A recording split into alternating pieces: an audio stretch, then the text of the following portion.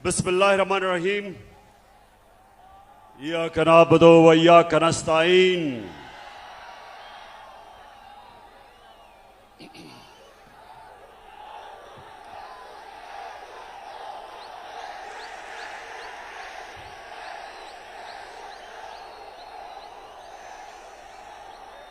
Diesel diesel या मेलू?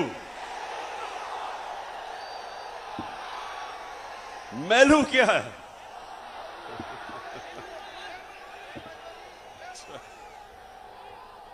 अच्छा, चारसदा मैं आपका इस शानदार इस्तकबाल का आप सबका दिल से शुक्रिया अदा करता हूं। बहुत बहुत शुक्रिया चारसदा। मेरे पास अब आधा घंटा है। मगरिब से पहले आधा घंटा है, उसके बाद आपने चले जाना है। तो मैं ये चाहता हूं कि मैं आज आपसे आधे घंटे में अपनी मुल्क का सूरत हाल रखूं और आप सबको तैयार करूं कि मेरी कौम ने जब मैं आपको कॉल दूंगा, चारसदा आपने मेरे साथ हकीकी आजादी के लिए निकलना है। तो सबसे पहले चारसदा, सबसे पहले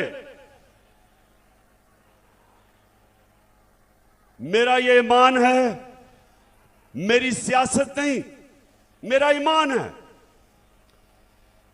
कि वो कौम, मुसलमान कौम, जब तक ला इलाहा इल्लल्लाह का मतलब समझती नहीं और अपने दिल में ला इलाहा इल्लल्लाह को नहीं जानती, वो कौम हकीकी तौर पे आजाद नहीं हो सकती। जब तक वो जो अल्लाह से दावा करती है कि अल्लाह तेरे सिवा हम किसी के सामने नहीं झुकेंगे, ये दावा होता है आजादी का। और दूसरा कि जब तक एक कौम मेरे नबी सल्लल्लाहु अलैहि वसल्लम की सीरत पे नहीं चलती, उनकी सुन्नत पे नहीं चलती, वो ज़हनी तौर पे आजाद नहीं होती, उसका किरदार ठीक नहीं होता। जब तक वो सीरत नबी पे नहीं चलती, मेरे नबी की सुन्नत पे नहीं चलती, अंदरूनी तौर पे वो कौम आजाद नहीं होती। तो ये मेरा ईमान है कि हमने पाकिस्तानियों अपने आप को ला इलाहा इल्लल्लाह से आजाद करना है। किसी सुपर पावर की गुलामी नहीं करनी, किसी के खौफ से उनकी जंग में शिरकत नहीं करनी। जो पख्तूनख्वा ने सबसे ज्यादा कुर्बानी दी कि हमारा हुक्मरान खौफजदा होके हमें उसने अमरीकनों की जंग में शिरकत करवा के 80,000 पाकिस्तानियों की कुर्बानी दी, जिधर पख्तूनख्वा ने सबसे ज्यादा कुर्बानी दी। तो जो मैं आजादी की बात करता हूं, हम फैसले अपने मुल्क के लोगों की मफादात के लिए करेंगे, अपनी कौम को किसी और मुल्क के फॉरेन पॉलिसी के लिए कुर्बान नहीं करेंगे। यह है आजादी। और दूसरी चीज, कुरान में अल्लाह कहता है जो लोग ईमान ले आए अल्लाह उनके खौफ दूर कर देता है। जो मेरे नबी सल्लल्लाहु अलैहि वसल्लम की सुन्नत पे चलते हैं, ज़हनी तौर पे आजाद हो जाते हैं, खौफ का बुत तोड़ देते हैं। और जब तक एक इंसान अपने खौफ के ऊपर काबू नहीं पाता, वो बड़ा इंसान नहीं बनता। यहां बड़े नौजवान हैं, नौजवानों,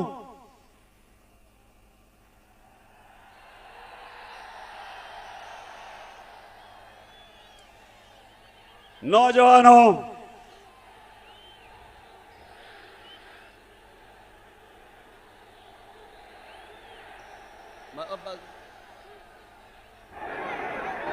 नौजवानों, मैं जब क्रिकेट खेलता था, जो आप खेलते होंगे, कभी ये याद रख लें, कभी कोई क्रिकेट की तारीख में बड़ा बैट्समैन नहीं बना जो तेज बॉलर से डरता था, और कभी कोई ऐसा बड़ा बॉलर नहीं आया जो मार खाने से डरता था बैट्समैन से, और कभी कोई बड़ा कप्तान नहीं आया जो हारने से डरता था। जो भी इंसान बड़ा इंसान बना है, अपने खौफ के ऊपर काबू पाता है।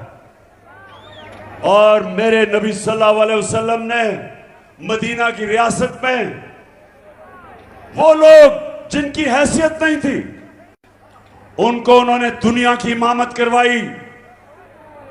उनके ये खौफ का बुत तोड़ा, पैसे का बुत तोड़ा, लालच का बुत तोड़ा, इंसानों को इकबाल का शाहीन बना दिया। तो ये सबसे पहले नौजवानों, मेरा पहला आज जो मैं आपके पास आया हूं, हमेशा ये मेरी बात याद रखना कि जब एक कौम उठती है,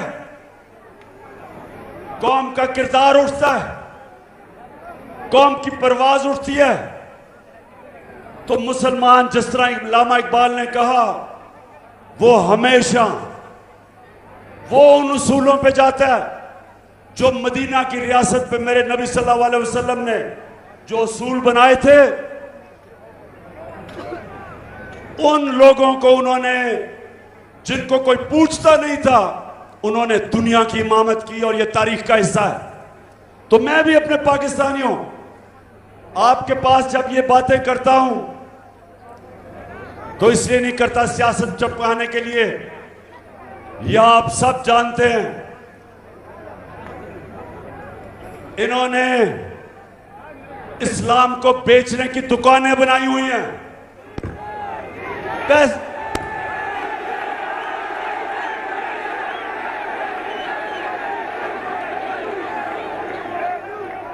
फजलुर रहमान को पैसा दो, कोई भी फतवा डलवा लो।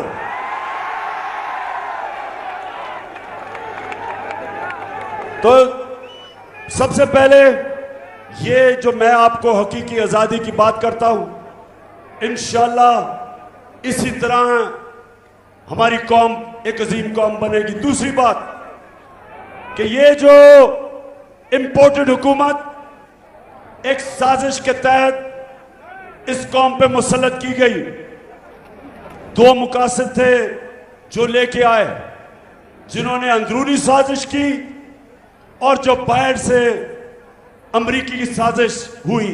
दो मकासद थे। वो ये चाहते थे अमेरिका कि यहां ऐसे हुक्मरान आए जो जब उनको हुक्म करें तो उनको जूते पॉलिश करें।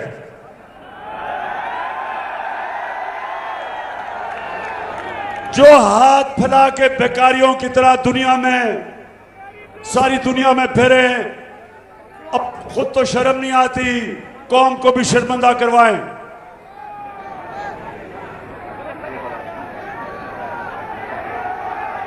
मैं जरा चार सदा ये जरा आप स्क्रीन के ऊपर ये जरा देखें कि क्या ऐसा लीडर आ सकता है जो कि क्या इस सुने जरा सुने। मैं सऊदी अरब से होके आया हूँ, मैं यूएई के होके, अभी मैं तुर्की होके आया हूँ, और मैंने उन भाइयों को कहा कि आप हमारे बड़े अजीम भाई हैं, हमेशा आपने हमारी मदद की। और मैंने यही कहा, जब मैं आया हूँ तो आप समझेंगे शायद ही मांगने आया, मैं मांगने नहीं आया, लेकिन मजबूरी है। जिस तरह माजी में 75 साल में आपने हमारा हाथ बटाया है, आज हम समझ गए कि मैं मांगने के लिए आज मैं मांगने के लिए नहीं आया, लेकिन मैं मजबूर हूं। आज हम किसी दोस्त मुल्क में जाते हैं तो वो कहते हैं कि आए हैं मांगने के लिए। अमेरिकी सदर के सामने इतना खौफजदा कि कहीं गलती ना हो जाए, कि जिस तरह बच्चा हेडमास्टर के पास बैठा हुआ है गलती ना हो जाए, कि पढ़ के कह रहे हैं कि सदर साहब बहुत बहुत शुक्रिया आपका, पढ़ के कह रहा है। मैं ये आपको इसलिए कह रहा हूं कि ये अल्लाह ने हमारा जो मुल्क बनाया ला इलाहा इल्लल्लाह पे एक अजीम मुल्क बनाया था। इस तरह के लोगों ने आज इस कौम को दुनिया के सामने हमें शर्मिंदा करवाते। हरे पासपोर्ट की इज्जत नहीं, क्योंकि जो हुक्मरान अपनी कौम की इज्जत नहीं करते, दुनिया उसकी कौम की इज्जत नहीं करता। तो मेरी पाकिस्तानी और 400 नौजवानों, इंशाअल्लाह हमने इसी पाकिस्तान को एक अजीम कौम बनाना है, और इसी कौम को, यही पाकिस्तानियों को इंशाअल्लाह एक वो कौम बनाना है कि जब यहां 400 के नौजवान दुनिया में कहीं बाहर, कहीं भी बाहर जाएंगे, लोग उनको देख के कहेंगे कि ये पाकिस्तानी आ रहा है, ये है पाकिस्तानी। जिस तरह एक दफा जब पहली दफा मुसलमान ताजर गए इंडोनेशिया और मलेशिया, कोई मुसलमान फौज नहीं गई थी। मुसलमान ताजरों के किरदार को देख के, वो सादिक और अमीन थे, उनके किरदार को देख के इंडोनेशिया और मलेशिया के लोग मुसलमान हुए। वो इंशाल्लाह एक दिन आएगा कि मेरा जब पाकिस्तानी दुनिया में जाएगा, लोग कहेंगे ये देखे, ये है मुसलमान, ये है उम्मत नबी सल्लल्लाहु अलैहि वसल्लम की। अच्छा, सूरज नीचे जा रहा है, आप जरा सुने। जब से ये हुकूमत आई है, 400 जरा गौर से सुने। मैं बाद में ये पहली दफा मैंने मेलू सुना है, बाद में। अच्छा जी, 400 जब ये हुकूमत आई, ये जरा आपने गौर से सुनना है। बाशऊर नौजवानों, यहां गौर से अब मेरी बात सुनो। इस हुकूमत ने कहा कि हमारे सारी मुश्किलात इसलिए हैं कि ये इमरान खान बारूदी सुरंगें छोड़ के चला गया है, मुल्क का दिवालिया निकाल के चला गया। ये जरा आप सुन लें। अब आप अपने मोबाइल फोन के ऊपर चेक कर सकते हैं कि मैं जो कह रहा हूं वो ठीक है या गलत है। अब तो बहुत आसान है, आपके मोबाइल फोन के ऊपर आप ये सारा चेक कर सकते हैं कि जो मैं आपको अभी बताने लगा वो ठीक है या नहीं। जब हमें हुकूमत मिली 2018 में, ये गौर से सुनना है नौजवानों, मेरा काम है आपको तरबियत करना। जब हमें हुकूमत मिली, पाकिस्तान का जो खसारा था, बैरूनी खसारा, 20 अरब डॉलर, पाकिस्तान की तारीख का सबसे बड़ा खसारा। और खसारे को, जो आमदनी थी, जो खसारे को खत्म करना था, एक्सपोर्ट्स पाकिस्तान की 2018 में, याद रखिए, मोबाइल पे चेक करें, 24 अरब डॉलर। और जो बाहर से हमें पैसा आता था बैरून मुल्क पाकिस्तानियों को, वो 19 अरब डॉलर था। 24 अरब डॉलर एक्सपोर्ट, 19 अरब डॉलर बैरून मुल्क पाकिस्तानियों का पैसा, और खसारा 20 अरब डॉलर था। जब हम 9 अप्रैल को हुकूमत छोड़ के गए तो पाकिस्तान का खसारा 16 अरब डॉलर था, बैरूनी खसारा। 16 अरब डॉलर का खसारा, और आमदनी हमारी बैरून मुल्क पाकिस्तान की जो रेमिटेंसेस थी वो 19 अरब डॉलर से गई 31 अरब डॉलर, 12 अरब डॉलर बढ़ गई और एक्सपोर्ट्स 24 अरब डॉलर से 32 अरब डॉलर पे गई। रिकॉर्ड एक्सपोर्ट्स की हमने। इसका मतलब कि जब ये छोड़ के गए थे, हमारा खसारा भी बढ़ा, हमारी आमदनी भी कम, और जो हमारे रिजर्व्स थे, जो आपके रुपए को गिरने से रोकते हैं, हमारे रिजर्व्स जब ये छोड़ के गए थे 9 अरब डॉलर थे। हम जब छोड़ के गए थे, छोड़ के नहीं, जब हम वोट ऑफ नो कॉन्फिडेंस जब इन्होंने दर्ज करवाया तो 16 अरब डॉलर के रिजर्व्स थे। ये छोड़ के गए 9 अरब, हम 16 अरब के छोड़ के गए। यानी कि हम बेहतर माइशत छोड़ के गए, उसके बावजूद कि 2 साल सारी दुनिया में कोरोना की वबा थी, सारी दुनिया में जिसने तबाही मचाई, उसके बावजूद हमारी रिकॉर्ड एक्सपोर्ट्स, हमारी रिकॉर्ड रेमिटेंस, सबसे ज्यादा पाकिस्तान तारीख का हमने टैक्स का पैसा इकट्ठा किया, 6100 अरब रुपया रिकॉर्ड टैक्स कलेक्शन। 4 फसलें पाकिस्तान की पिछले हमारे 2 सालों में रिकॉर्ड 4 फसलों की पैदावार हुई। और सुने जरा, 4 सदा समझ रहे हो मैं क्या कह रहा हूं? हम वो पाकिस्तान छोड़ के गए साजिश से। इन्होंने जब हमारी हुकूमत कराई तो 17 साल के बाद पाकिस्तान की जो माइशत थी, जो हमारी दौलत में इजाफा था, जो इकोनॉमिक ग्रोथ थी, वो 17 सालों के अंदर सबसे बेहतरीन परफॉर्मेंस हमारी आखिरी 2 साल गवर्नमेंट की थी। तब इन्होंने साजिश करके हमारी हुकूमत कराई, और जब से इन्होंने हुकूमत कराई है, इन्होंने ये कहा कि जनाब बड़ी महंगाई कर दी। वो बिलावल कांपे टांगने वाली हुए ने मार्च कर दी। फजलुर रहमान ने 2 धरने दे दिए महंगाई पे।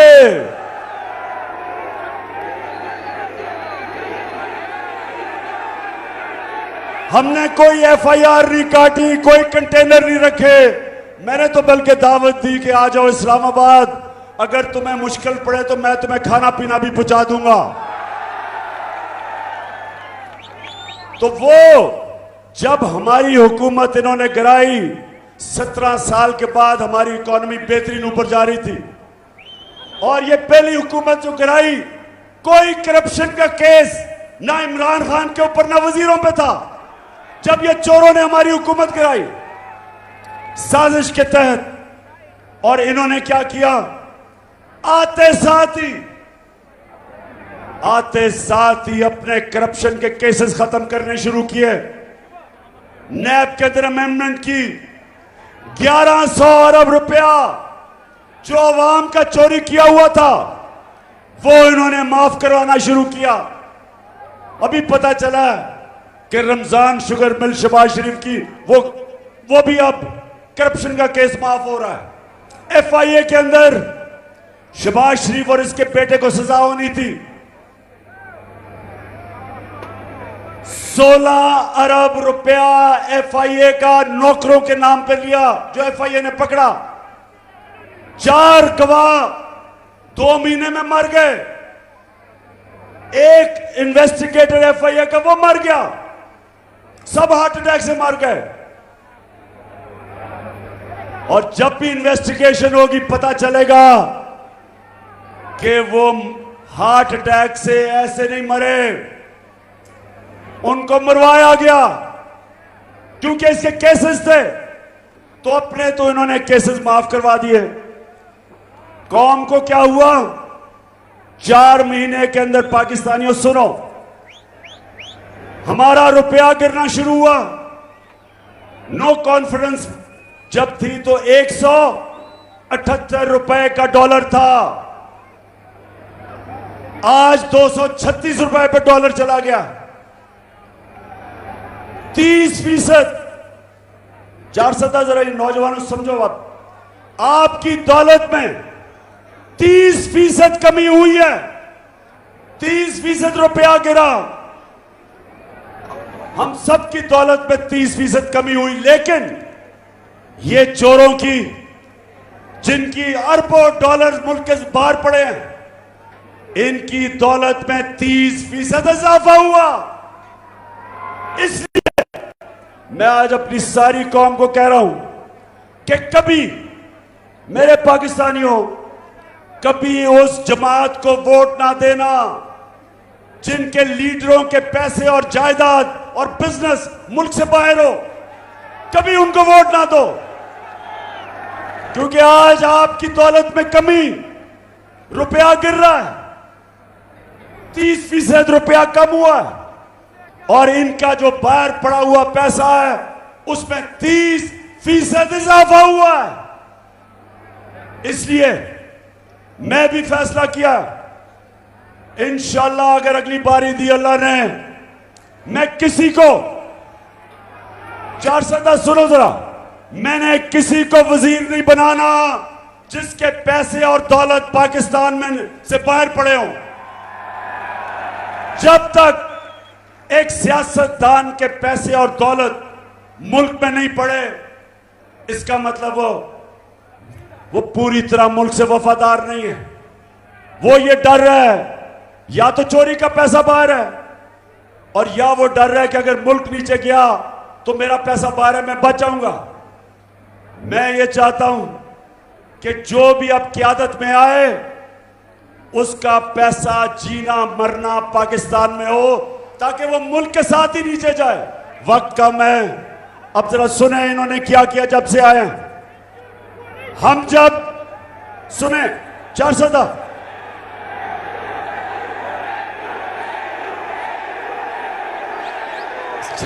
सुनो, और वो मगरिब होने वाली है, मैंने उससे पहले बात खत्म करनी है। सुने जरा, देखिए, हम जब गए तो आलमी मंडी के अंदर तेल $103 का था। नोट कर लो, ये आलमी मंडी में 9 अप्रैल जब हम गए, तेल $103 का था। आज आलमी मंडी में तेल $93 का है, $10 कम हो गया। लेकिन जब हम थे तो पेट्रोल ₹150 लीटर था, आज ₹236 लीटर है। और 400 फजल रहमान 145 रुपए लीटर था, आज फजल रहमान की कीमत ₹250 लीटर है।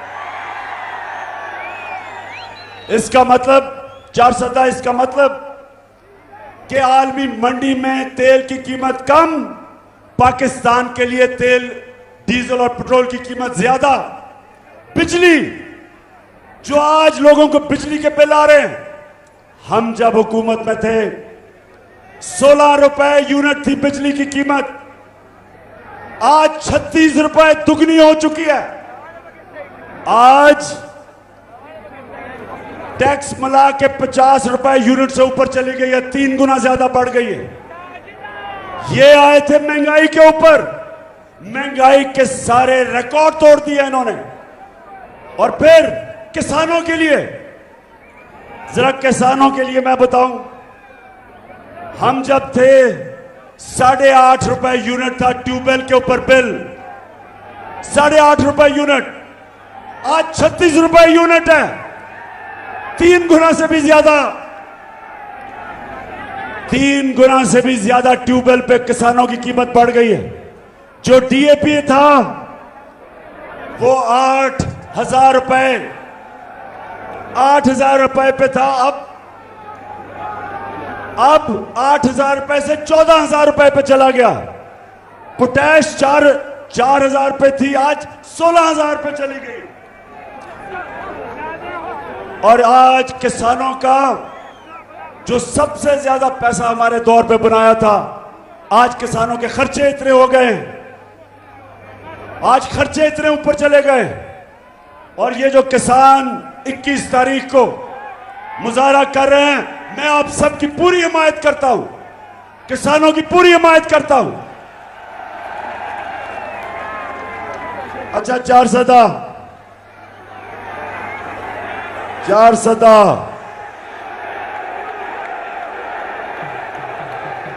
मैला या डीजल, क्या बात कर रहे हो? अच्छा, 400 5 मिनट रह गए, सुने आप। हमने अपने मुल्क में, गौर से जरा सुन लें, ये जो हुकूमत जिस तरफ जा रही है, IMF क्या कह रहा है, वर्ल्ड बैंक क्या कह रहा है, वो कह रहे हैं कि यह हुकूमत माइशत नहीं संभाल सकती। एक तरफ महंगाई इस्पान पे और दूसरी तरफ हमारी सनत, हमारी इंडस्ट्री नीचे जा रही है, इंडस्ट्री बंद हो रही है, बेरोजगारी बढ़ रही है, किसानों की वैसे मुश्किलात है। IMF और वर्ल्ड बैंक कह रहा है, मैं नहीं कह रहा, वो कह रहे हैं कि पाकिस्तान श्रीलंका की तरह जा रहा है या मुल्क में इंतशार होने वाला है। और इसलिए मैं आज पैगाम देना चाहता हूं इनको, इस इंपोर्टेड हुकूमत को, और जो भी इस इंपोर्टेड हुकूमत के पीछे खड़े हैं, सुन लें, पहले तो एक अच्छी भली हुकूमत जो 17 साल के बाद सबसे बेहतरीन परफॉर्मेंस दे रही थी, पहले तो साजिश के तहत उस हुकूमत को गिराया। जो जिम्मेदार हैं, ना ये कौम भूलेगी उनको और ना अल्लाह माफ करेगा। जो महंगाई में आज जो हमारी अवाम पिस रही है, आटा तकरीबन दुगना हो गया 5 महीने में। 50 किलो आटा जो होता था आज वो 100 रुपए से ऊपर कराची में चला गया।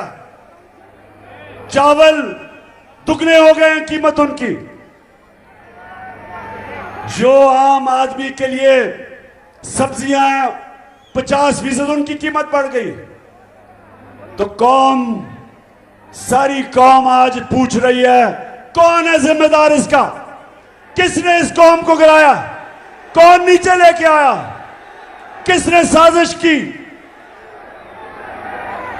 और मेरा पैगाम ये इंपोर्टेड हुकूमत को है कि आज अगर आप ये समझते हैं कि हम हरबे इस्तेमाल करेंगे, FIR काटेंगे, हमारे कारकुनों के खिलाफ FIR करेंगे, मीडिया का मुंह बंद करेंगे, चैनल्स के खिलाफ एक्शन लेंगे, अच्छे सहाफियों के खिलाफ उनके ऊपर जुल्म करेंगे ताकि मुल्क छोड़ के चले जाएं।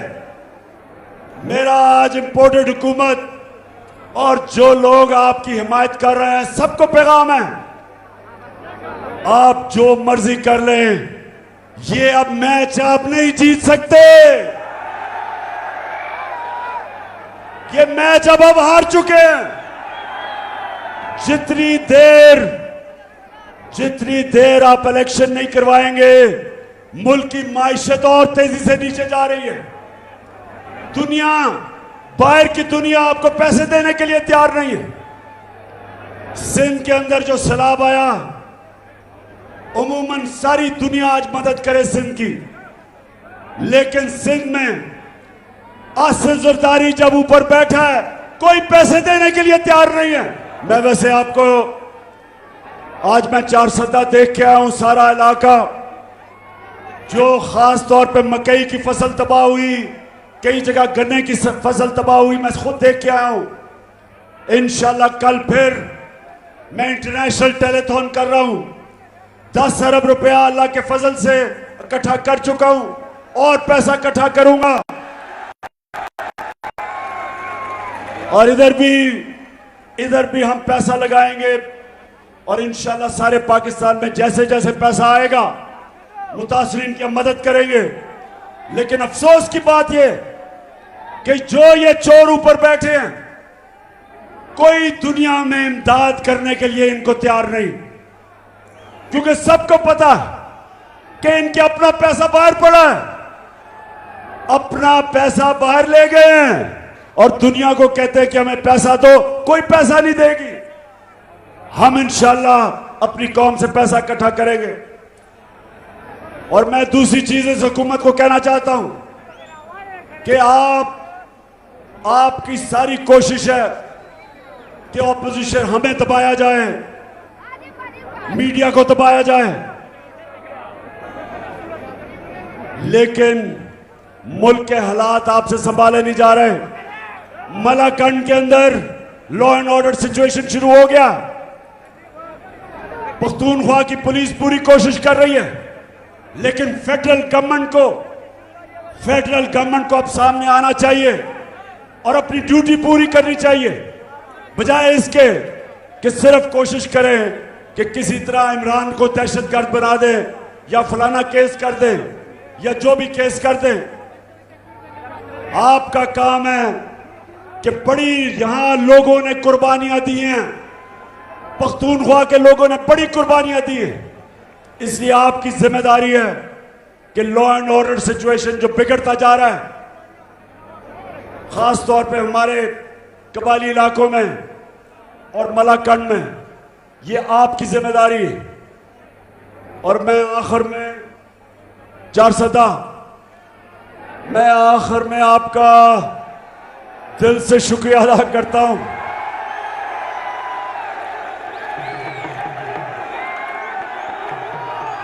आपने सबने इंतजार करनी है,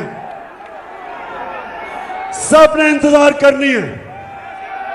ज्यादा दूर नहीं वो वक्त जब मैं अपनी कौम को एक कॉल दूंगा, और वो कॉल होगी सिर्फ एक मकसद के लिए कि इस दलदल से जिसमें हमारा मुल्क डूबता जा रहा है, इन चोरों के हाथ जो हमारा मुल्क दलदल में डूबता जा रहा है, सिर्फ एक रास्ता है इससे निकलने का, साफ और शफाफ इलेक्शन करवाए जाए।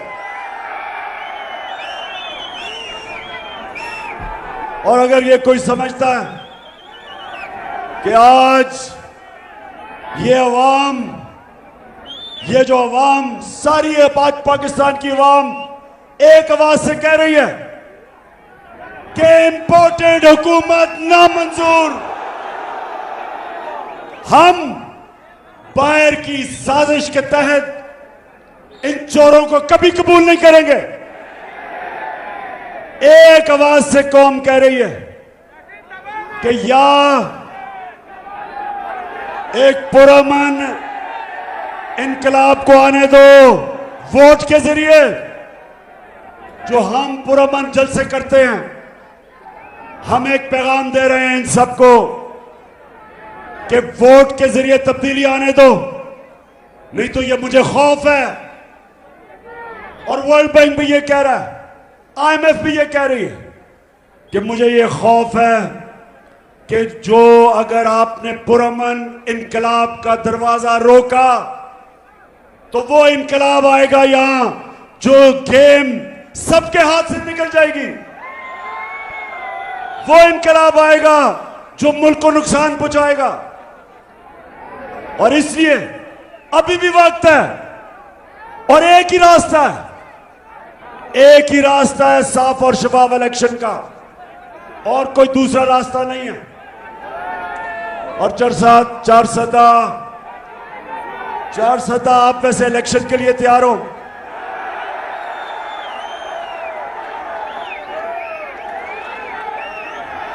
इंशाल्लाह